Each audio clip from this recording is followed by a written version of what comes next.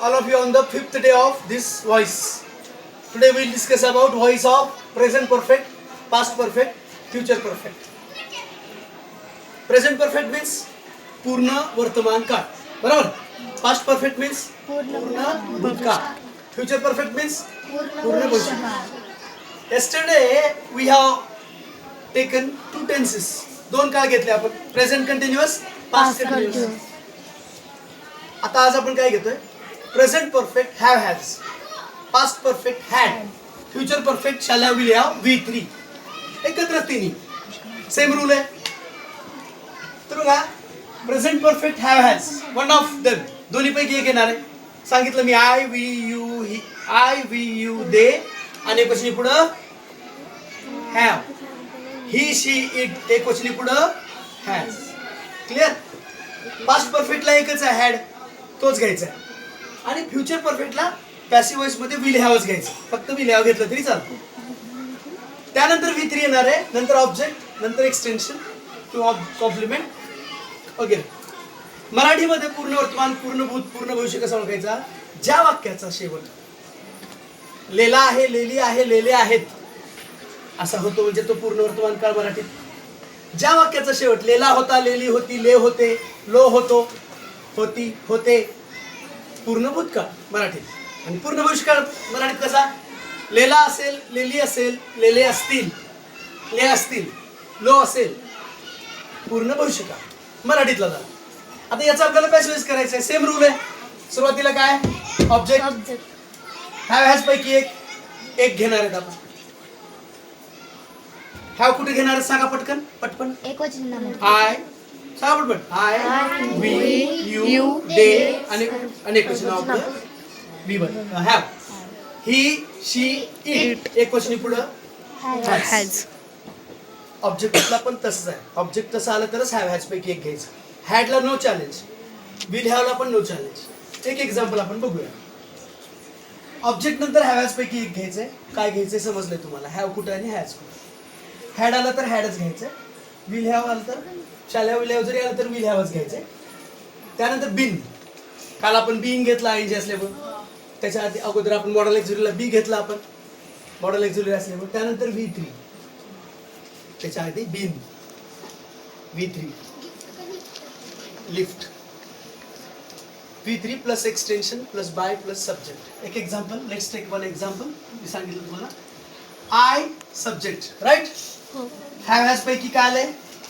काय आहे have has पैकी? म्हणजे कोणता काळ हा? कोणता काळ आहे? Present perfect.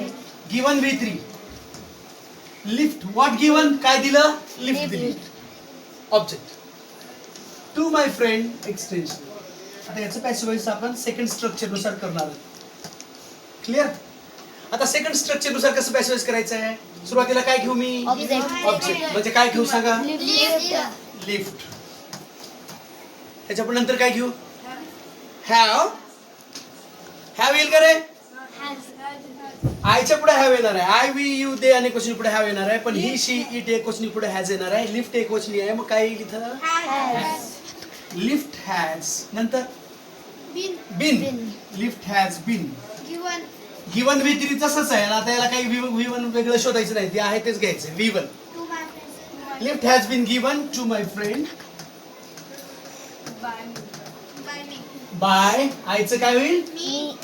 क्लिअर. अजून एक एक्झाम्पल घेऊ म्हणजे लवकर कळेल. Let's take second example. Past tense.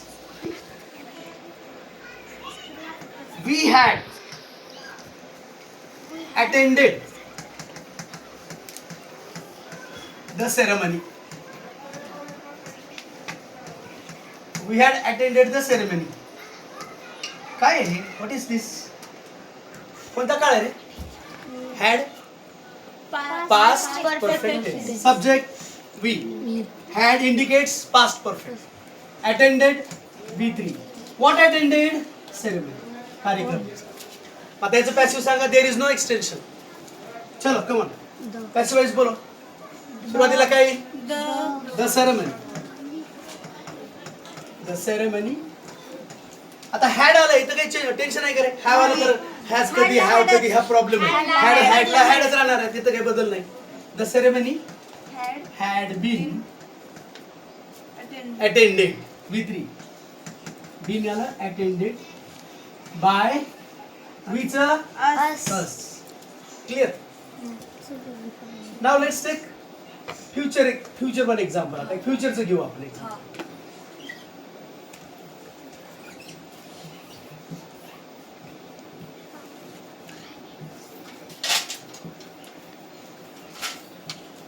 फ्युचरचं example शाल्या Williams. Third one. Rahul will have made a garland of flowers. Garland of flowers for tomorrow. काय अर्थ झाला? What is the meaning? काय झाला अर्थ? राहुल will have made बनवलेला असेल काय? A garland of flowers म्हणजे फुलांचा हार. राहुल फुलांचा हार बनवलेला असेल कशाला? For tomorrow. कशासाठी? उद्यासाठी. मग चला लेट्स अनालाइज. याचं पोस्टमॉर्टम करू. सब्जेक्ट राहुल. विल हॅव आले म्हणजे विल हॅव इंडिकेट्स कोणता काळ? Future perfect. मेड विथ री. A garland of flowers total object. What made काय बनवलंय? फुलांचा हार. Garland of flowers. आणि फ्रॉम फॉर टुमॉरो एक्सटेन्शन. आता याचं आपल्याला पॅसिव्ह करायचं. पॅसिव्ह कसं होईल सांगा बरं आता. Come on passive tell me fast. Garland of flowers. Garland of flowers. Will have आलं तर विल हॅवच घ्यायचं ना. का वेगळं काय घ्यायचंय? शाल्यावर घ्यायचं का? नाही. गार्लँड ऑफ फ्लॉवर्स विल हॅव. त्याच्यानंतर काय घेतो आपण? बिन. हॅव आला तर हॅव बीन. हॅज आला तर हॅज बीन. हॅड आला तर हॅड बीन. विल हॅव आला तर will have been. Will have been. आता काय रे? मेड विथ री. Made for tomorrow. For tomorrow extension. By Rahul. आता राहुलचं हिम होईल का? नाही. नाम जसे असतंच राहते. By Rahul. So present perfect tense, past perfect tense, future perfect tense, ऍक्टिव्हचं पॅसिव्ह कसं करायचं एवढं आपण शिकलो आज. कळालं सगळ्यांना? Got it? समजलं? वाक्य दिल्यावर कराल. So I will send examples on phone in our groups, right? So now stop. Next.